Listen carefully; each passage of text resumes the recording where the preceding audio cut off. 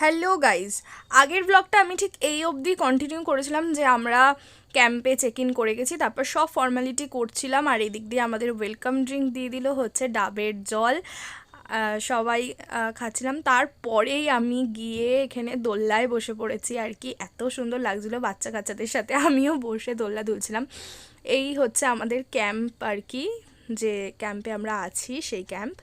আর এই মানে এখানে এই দৃশ্যটা খুব সুন্দর লাগছিল, মানে দূর থেকে দেখে মনে হচ্ছিল যে জলের দুখানা কালার, একটা সামনের দিকে হচ্ছে সাদাটে আর দূরের দিকটা নীলচে, খুব সুন্দর লাগছিল।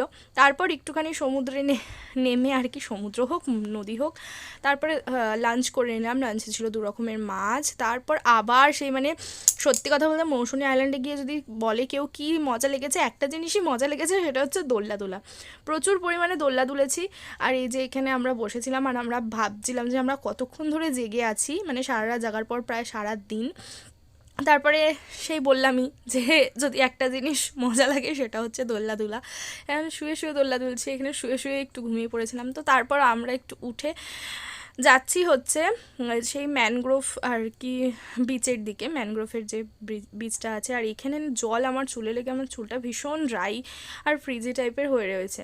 তো এই দেখতেই পাচ্ছ, এই হচ্ছে এখানকার মানে জায়গা। তারপর ক্যাম্পে এসেই দেখলাম সন্ধ্যা হতে যায়। আর সন্ধ্যেবেলা ক্যাম্পটা খুব সুন্দর লাগছিলো, খুব সুন্দরভাবে সাজানো হয়েছিল, ডিজে লাইট ছিল, গান বাজছিল, অ্যাম্বিয়েন্সটা খুব সুন্দর ছিল সন্ধ্যেবেলার। তো এই হচ্ছে আর কি।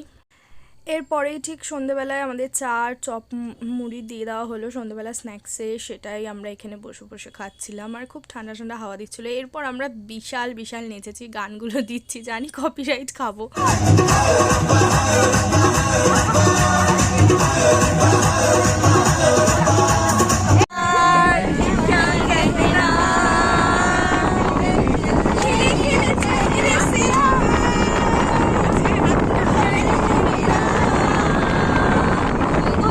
এরপর টেন্টে বসে আমরা গানের লড়াই খেলছিলাম একসাথে, অনেকটা আনন্দ করলাম। তারপর দুজন মিলে দোলনা দুলতে দুলতে আজকের ব্লগটা এখানেই শেষ করলাম। টাটা, দেখা হচ্ছে।